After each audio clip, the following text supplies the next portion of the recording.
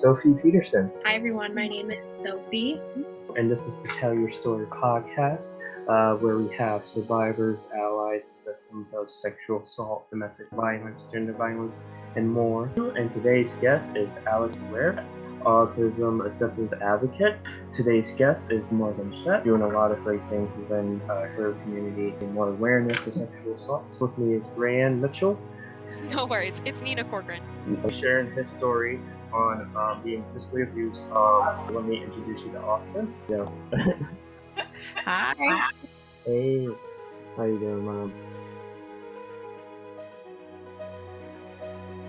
Hello, everyone, and thank you for coming on to the latest episode of the Tell Your Story podcast. My name is Q, and who I have here today is returning guest Austin Kirkendall and his girlfriend Rachel. And on this episode, they're going to be talking and sharing about their own experiences from the Greek life at Eastern Michigan. So without further ado, Austin and Rachel, share the viewers and listeners about who you are, what you guys do and stuff, and then ask you guys some questions. Me go first? Yeah. So I'm a girlfriend of Austin. He used to live in the fraternity house of Delta Delta. I used to go over there a lot, obviously, because I'm dating him. The incident that I'm going to be speaking on is something that happened one of the days that I was over there. I was in his room with him, and he got a Snapchat from one of the brothers, and it was in a group chat with all of the brothers so everyone could see it. At that particular week, I was on my menstrual cycle, and the brother took a picture of my menstrual product and put it in the group chat, basically making fun of it, and that Austin was doing things with me on my time of the month, and it was very embarrassing to see. What did he say exactly? I don't remember the exact words. I just remember it being along the lines of like Austin's getting it with his girlfriend on Shark Week type of thing. And I was very embarrassed, and I thought it was very inappropriate to say something like that about any woman, to be honest, because I guess it was a public house where everyone lives, and Austin didn't have his own bathroom, so obviously he was sharing it with a bunch of people, but it was just very uncalled for to take a picture of it and show everyone. Was just a little weird. I've never experienced that, like someone doing that sort of thing was just really weird and embarrassing for me. And I don't know, just no one really thought it was a big deal. And that was also very alarming to me, that no one spoke up and no one thought it was a big deal. And that just kind of shows their character, honestly. Yeah. But yeah. So yeah, that was my experience. I'm gonna hand it over to Austin so he can tell you some more. So my opinion on that is, yes, nobody did nothing, speaking up wise about it. I tried to say something in the group chat. I was so appalled by it. I looked at all the bylaws. I looked at all the rules. Nobody was stupid enough to do that. So there was no rule about it, but it is sexual harassment at its core, because if you do this in the workplace, it's sexual harassment. You can't just do that to somebody and expect to get away with it. And it's just very embarrassing. It made Rachel feel very uncomfortable to be around the house and to, be in the house around these guys. Since then, she wanted to only be at her apartment. She would not come around the house. And shortly after that, I moved out of the house. So didn't really have any more incidences after that. But the individual that did it did not apologize, didn't even really acknowledge it, was almost happy that I was so upset about it, was almost happy that he got a reaction from me and Rachel. And it's almost like, well, no, duh, we were going to react. It's very wrong. And it's just very sad. And then, yeah, so that's you. First off, that's very shitty that you had to go through that, Rachel and Austin. And having something like that, very, very private moment. Let's just say that a very private moment that should have been just kept in the house or really with the person himself. They shouldn't have done that, shouldn't have shared it. They shouldn't have knowingly joked about it in that way too, especially if they known you or know you enough to know like that shit does not fly by you and is very disrespectful, first off.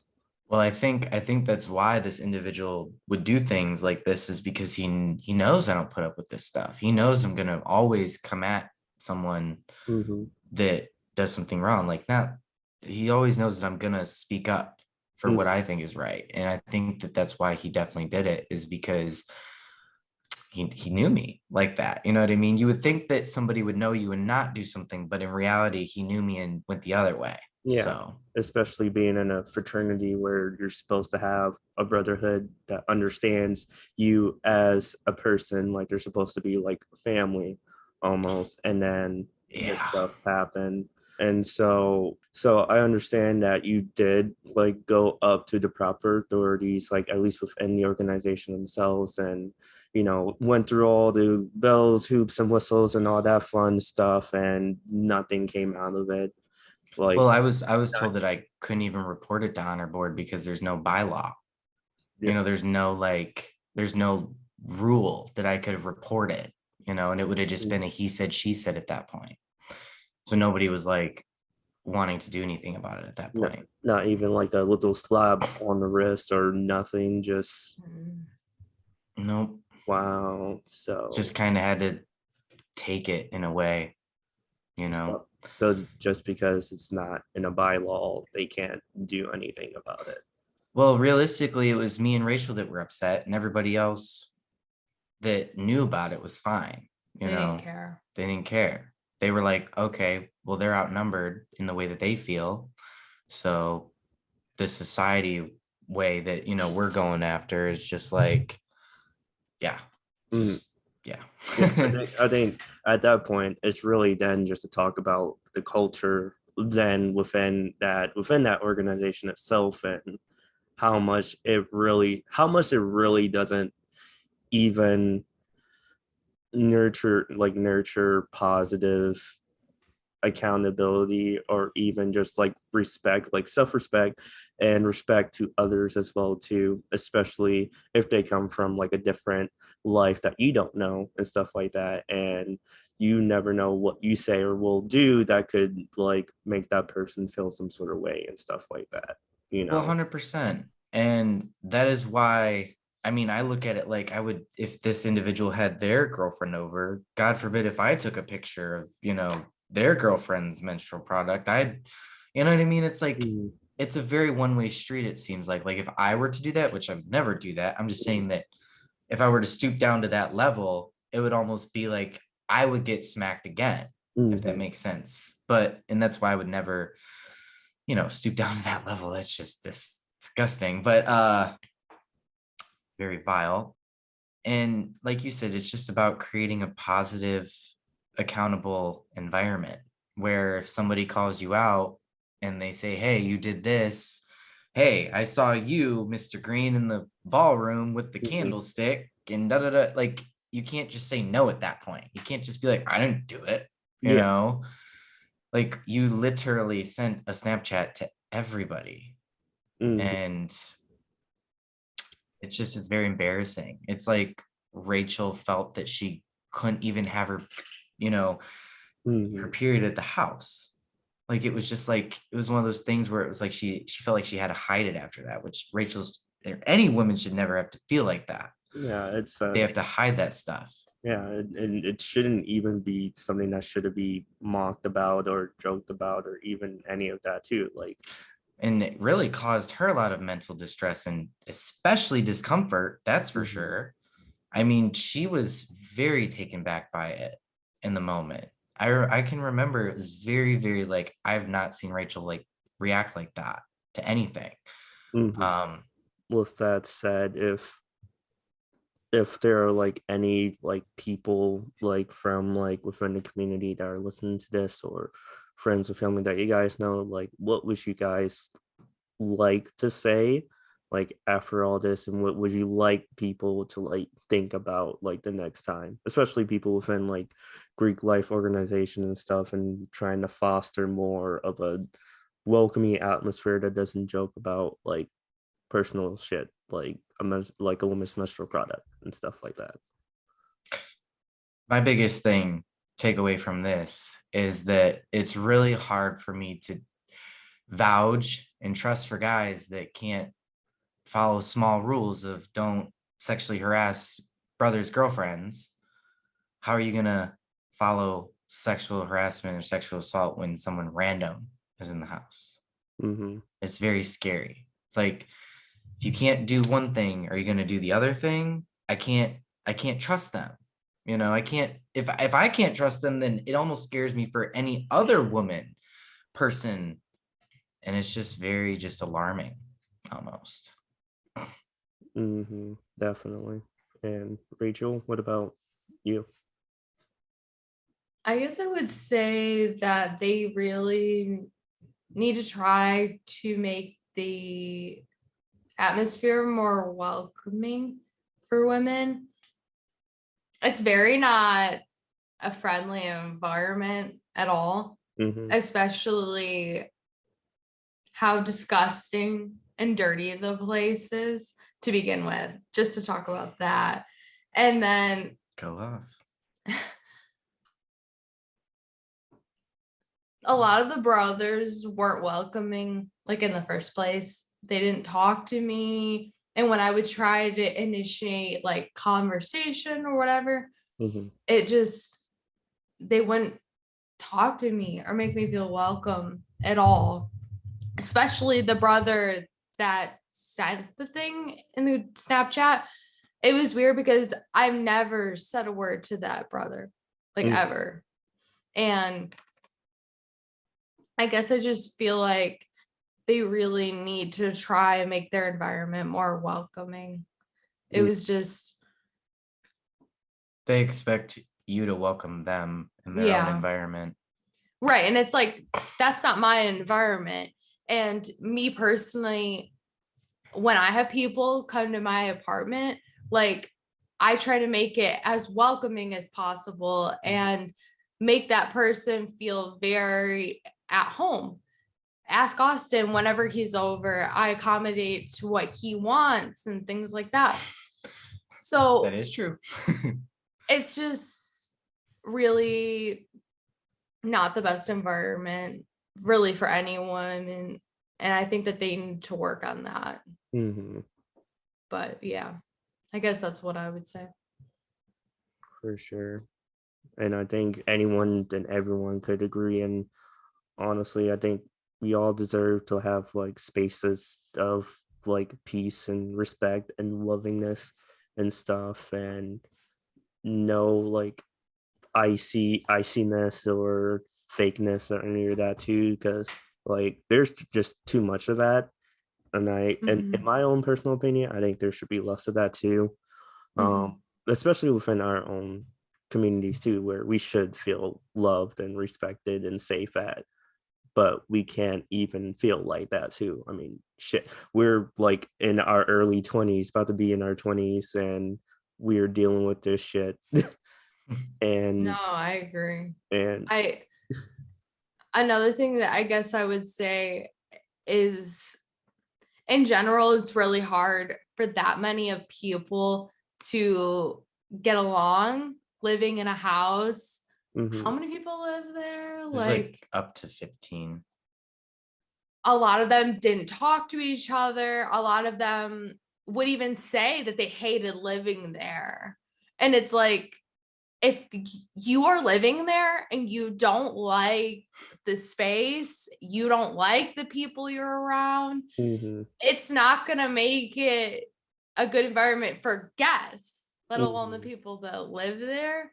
I remember even having a conversation with Austin's mom and her saying, like, why are there so many people living there? Like, that's crazy. Like, how could they get along? And I'm like, I live with one person. Like, I don't know.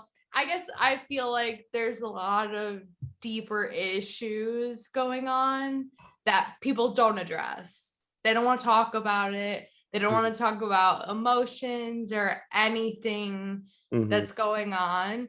And I guess I always kind of had a problem with that when I'd go over to the house and how people would complain and people didn't like living there. I'm just like, it's not the best environment all along, like overall. Yeah, I mean, especially if you have so many people living there. I mean, shit, people talking shit about their own place, still try to make it the best that they could possibly get, for like guests and stuff like that too. And I mean, like, I understand from personal experience because I used to live in a fraternity house with brothers, and we tried to make our place the best that it can be. Yes, we might have been like, a little bit of shut-ins and stuff, but overall, we still tried to make it as welcoming as possible, as safe as possible.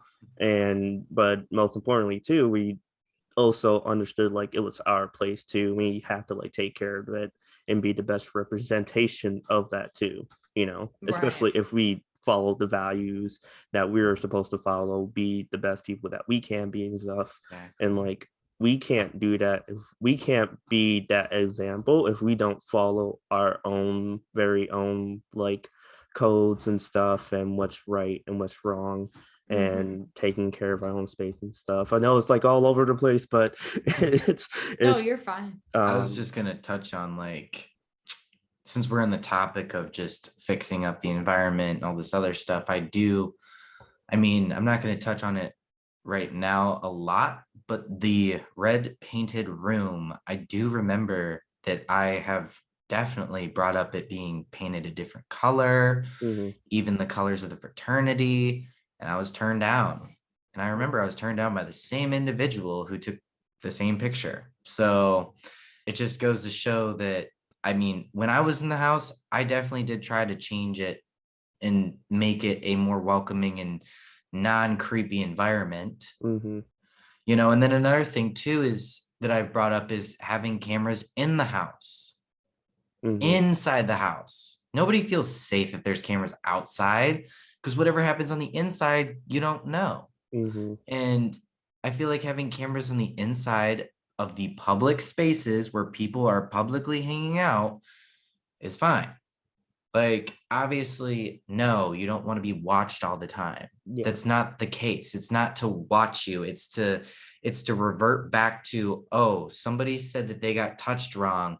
We need to go look back at the camera footage and see what happened. Or someone said that so-and-so left with so-and-so, and we need to see that. So you can see the doorway and who these people are leaving. It's not to watch people. It's not to, it's to find out facts that you can't see when you're not there watching it 24/7. Because you can have sober monitors, but who's to tell those people are even, one, sober, two, the sober monitor training is crap. You might as well, the only thing that you might as well take from that is, if you're good at watching people, you're going to be good at sober monitor training. If you're not good at watching people, then you're not going to be good at sober monitor training. It takes, that's the only skill, is the attentiveness to do the right thing. And if you're just going to sit there and be distracted by a party, it is not going to work. Yeah. It just sounds like it's just been it hasn't really improved a whole lot, even from a lot of the protests that has been going on last year in regards to a lot of the sexual assault, sexual harassment and stuff, and just how much damage has been done to the community that has been from Greek life, from the school, from whatever sources that help hurt and lost that trust over the years. Um, but most importantly, too, like the fact that this is something that personally affected you guys, and you guys are also in a unique situation because you've been dealing with this, trying to bring light to it, and feeling and just feeling like no one is really taking in what you guys saying, from what it sounds like, are really just even doing a whole lot more than what they can too. Like even just a little bit of like putting a camera in like a public open space was is probably a good idea too. And like, yeah, it might not be the best quality, but it still might be better than nothing if it means creating a safer atmosphere. And like the only thing that will be worrisome of people looking is if they're, still it's like it really just sounds like it really boils down to like the individuals that are in the organizations or in the community themselves that are making it a lot harder for people like yourselves to have a safe and inviting and nurturing atmosphere, you know. What do you say to that, Rachel? Mm, Period. She says okay. period. That's where she goes, period, Q. But it seems like this is something that affected you guys like deeply and harshly too, especially for you, Austin, from an organization that you love and have immense respect Love for. hate Only, now, but yeah. only for it to sort of like spit in your face, kind of show you like disrespect and really not valuing you as the individuals that you should be, especially putting your time into it, which I don't know how long, but I know you at least put in some time and believed in what and wanting to make the organization better. I definitely did. And I definitely did want to make it better. And I definitely tried, but I feel that some members in chapter tried to hog all the activities and hog all the positions and roles, therefore not giving anybody else a chance because they have their own idea, which is clearly failing. And it's just, I wanted to just be a part of something. Don't get me wrong, with the sexual assaults that came out, that is not something I wanted to be a part of. No, when I joined, I did not know anything of that sorts. It's like a credit card company. They're like, make it all sound really good at first, but then once you get in, all that interest starts taxing on. Mm-hmm. And by that time, it's really hard to quit because you've made friends, you've made connections. Some of these people are in your classes, in your major. The fear of just being ostracized alone makes a person not want to leave. Yeah. But I was ostracized even in the frat, so now I don't really hold that animosity, but I definitely did try to make it better. I would throw out ideas, throw out this, but every time I threw out something, I was shut down. Every time I, threw out something, it was just shut down, put down. It was not respected, all that stuff. I was always an advocate. Like on my personal Instagram, I would always advocate for different things, ADHD. I would advocate for women's rights. I share a lot of NAACP stuff. I share everything. I try to touch on everybody because everybody deserves a light. And I feel like these people, they'll say that they support it, but then when I look on their Instagrams, it's nothing but them doing their own thing. And they're not an active member of society. They're people that would rather sit there, say they care, but their actions so completely different or lack thereof. Now, going in though, so in the summer recently after that happened, I was in August. I mean, it's not really something I try to share all that much because I don't want to be realistically judged for it, because I was definitely judged in the frat. And because I was ostracized in the middle of the frat, I was like, what is wrong with me? Why are these guys not being friends with me? That's interesting. Why am I not being invited to these things? Why am I just on the outside all of a sudden? And it really made me question myself. I internalized it and I was like, there's got to be something wrong with me. So I went to a doctor and they were like, you're ADHD. And I'm like, oh, okay, that makes sense. So maybe if I go tell them, they'll understand where I'm coming from. Nope, that didn't happen. And it's really sad because I should be focusing on myself being ADHD and focusing on me. When in reality, I was focused on being accepted. Like, beyond me.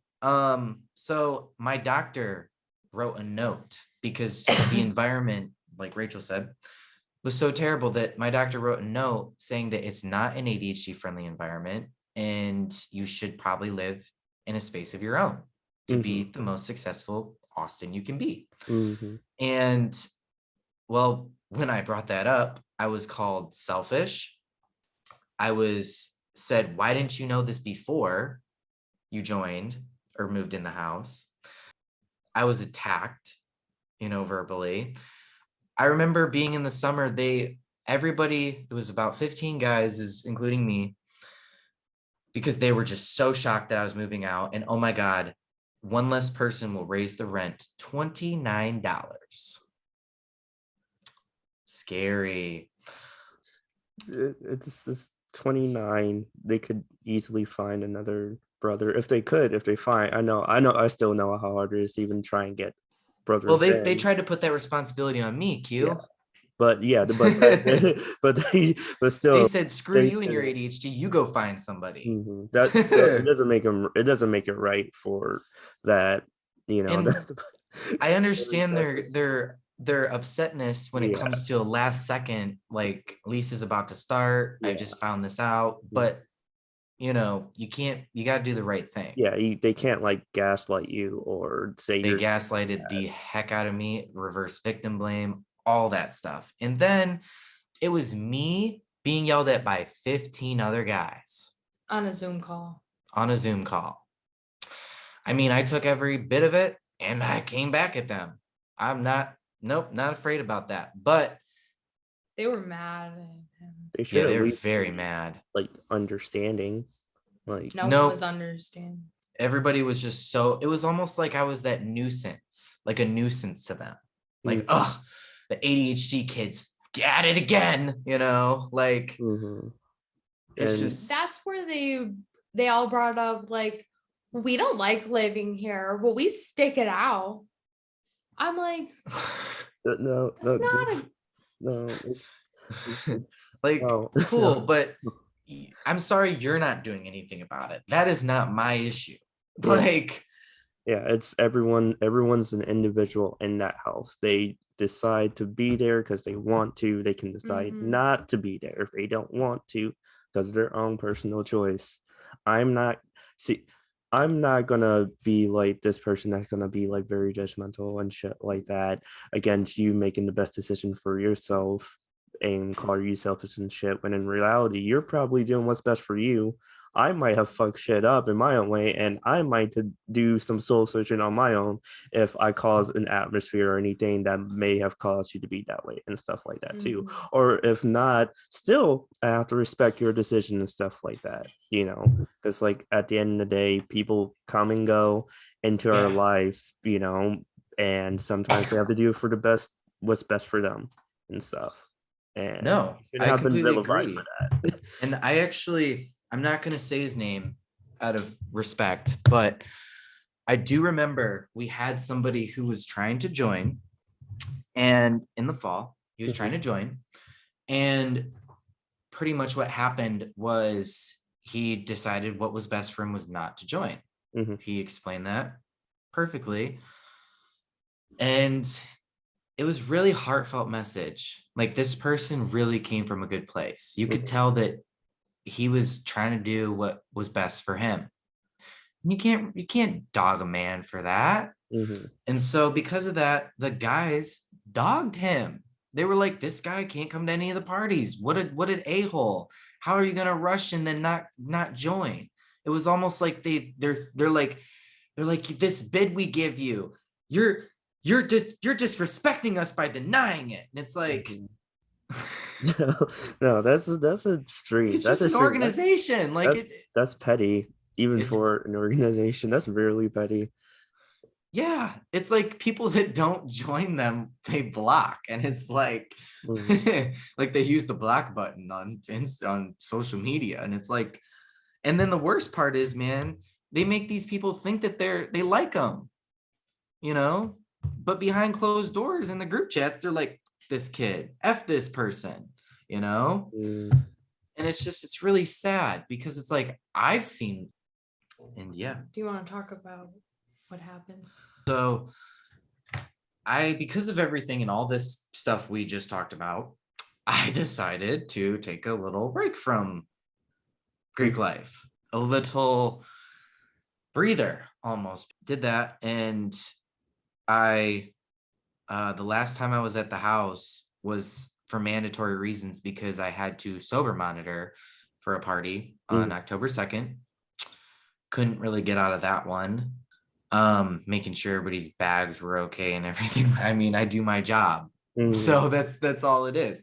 But that was the last time I was there. And after that, I decided to take a break because I thought it was best for my mental health. I thought it was best for my focusing. I mean, grades, school semester was starting to heat up. And then on December 2nd, 2 months later, I went to the house because they were throwing a little party get together thing. And I'm hanging out and I walk upstairs on one of the sides of the house that has a kitchen upstairs. I believe it's the 722 side. Could be wrong. Oh, well, it's 720, 722, whatever. And on a public door, so there's a stairway that you have to get up to this area. And in front of that, and at the top of the stairway, there's a doorway that you have to cross. And this doorway has 9 glass panels. Well, on one of the glass panels, they wrote Kirk Free, which my last name is Kirkendall. Kirk for short. Kirk is a nickname. Kirk Free since August of 2021.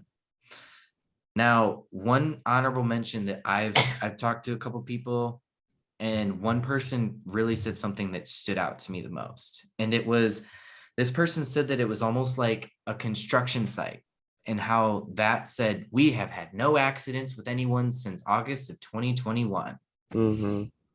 No accidents. We have had nobody stick up for themselves. We've had no nuisances since August 2021. Yeah. Needless to say, when I saw that, I was sitting with a brother and I looked at that. I didn't even notice at first. It took me a couple hours, ADHD. But once I did notice, I looked at that and I was like, whoa. I was like, who wrote that? And person goes, I can't say, I can't really say.